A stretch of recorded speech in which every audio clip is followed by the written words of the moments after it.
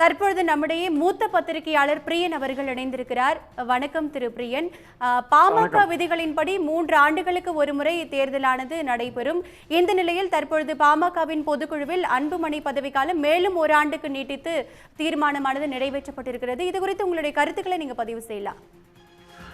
இல்ல, அதாவது நேற்று நீதியரசர் ஆனந்த் வெங்கடேஷ் முன்னாடி வந்த அந்த வழக்கு இருக்கு இல்லையா, இன்றைக்கு அன்புமணி பொதுக்குழு நடத்தக்கூடாது, அது சட்டவிரோதமான பொதுக்குழு என்று சொல்ற அந்த மனு மீது நீதியரசர் சொல்லும் போது அதுக்கு எந்த தடையும் இன்னைக்கு விதிக்கல. அதனால இந்த பொதுக்குழு நடந்திருக்கு.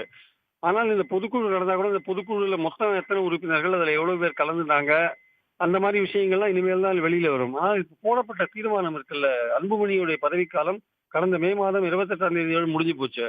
ஸோ அதுக்கப்புறம் இப்போ வரப்போற 26 எலெக்ஷன்ஸ் இருக்கிறதுனால இப்போ மறுபடியும் புதுசாக தேர்ந்தெடுக்கணும். ஆனால் இப்போ இருக்கிற சூழல்ல கட்சி பிளவுபட்டிருக்கிற சூழல்ல அந்த மாதிரி எலெக்ஷன் நடத்தி நம்ம இன்னும் மேலும் பிரச்சனையை தீவிரமாக்க வேண்டாம் என்று இந்த இருக்கிற பதவியிலே இப்போ தொடரா மாதிரியான ஒரு தீர்மானத்தை பொதுக்குழுல கொண்டு நிறைவேற்றி இருக்காங்க. இதுதான் இப்போ இருக்கிற அரேஞ்ச்மெண்ட்ல ஒரு பண்ணக்கூடிய ஒரு விஷயம். அதாவது மேலும் மோதலை இன்னும் பலப்படுத்தாமல் ஓரளவுக்கு சமாதானமான சூழல்ல இந்த மாதிரியான ஒரு அரேஞ்ச்மெண்ட் பண்றதுதான் கட்சியோட மீண்டும் ஏதாவது இணைப்பு அந்த வழியா இருக்கும்னு நான் நினைக்கிறேன்.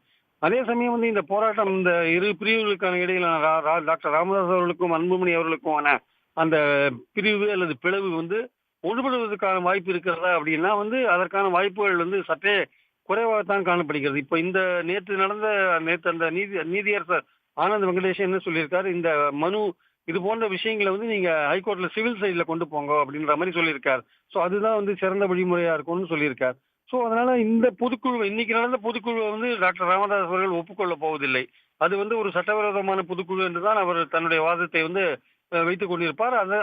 அந்த அடிப்படையில் தான் அவர் மறுபடியும் நீதிமன்றம் செல்வதற்கான வாய்ப்புகள் இருக்கிறது.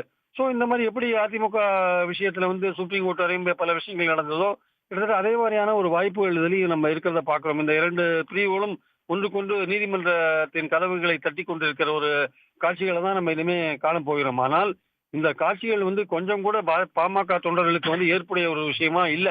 பாமக தொண்டர்கள் இந்த இரு பிரிவுகளும் இணைய வேண்டும் என்று ரொம்ப இதா இருக்காங்க, டெஸ்பிரேட்டா விரக்தியில இருக்காங்க. ஸோ அவர்களை இன்னும் மேலும் விரக்திக்கு உள்ளாக்கும் விதமாக இந்த பிளவு இன்னும் பெரிதுபட்டு கொண்டே இருக்கிறது அவங்களுக்கு ரொம்ப வருத்தத்தில் கொண்டு விட்டிருக்கிறது ஆக்சுவலா. அதனால இவங்க பிரிந்து இருந்தால் 26 நோக்கி போகும்போது அவர்கள் எந்த கட்சியினுடன் 2 பிரிவுகளும் எந்த கட்சியோடு கூட்டணி சேர்ந்தாலும் அவர்கள் கூட்டணியில் அதிக இடங்களை பெறுவதற்கான வாய்ப்பை இழந்து விடுவார்கள். அந்த தொண்டர்களும் விரக்தி அடைந்து வேற கட்சிகளுக்கு போவதற்கான வாய்ப்புகள் இருக்கிறது. ஸோ இந்த சூழலை அன்புமணி அவர்களும் டாக்டர் ராமதாஸ் அவர்களும் உணர்ந்து கொள்ள வேண்டும். ஸோ நேற்று ஆனந்த் வெங்கடேஷ் அவர்கள் சொன்ன மாதிரி இந்த ஈகோ கிளாஸ்ல இந்த 2 பிரிவுகளும் இதே மாதிரி போய் கொண்டிருந்தால் இந்த கட்சி எதிர்காலத்துல அது எதிர்பார்த்த வெற்றியை பெற இயலாது, பெரிய பின்னடைவை சந்திக்கக்கூடிய வாய்ப்பு இருக்கிறது. அதனால நீதிமன்ற போராட்டம் என்பது கட்சிக்கு ஒரு நல்வழியைப்படுத்தாது. தேர்தல் மோதல் வந்ததுன்னா அப்புறம் அந்த தேர்தல் மோதல் மூலமாகத்தான் நீங்க யார் செல்வாக்கு படைத்தவர் என்ற ஒரு விஷயத்த தெளிவுபடுத்த வேண்டியிருக்கும். அந்த அந்த நிலைமைக்கு இந்த கட்சியை கொண்டு போறாங்களா அப்படின்றது ஒரு கேள்விக்குறியான ஒரு விஷயமா நான் பாக்குறேன். ஸோ நடக்கிற இந்த விஷயங்கள் பாமகவுக்கு சிறிதும் ஒரு பாமக தொண்டர்களுக்கு சிறிதும் உற்சாகத்தை கொடுக்காமல் ஒரு பெரிய விரக்தியை கொடுத்திருக்கிறது என்பதுதான் என்னுடைய கருத்து.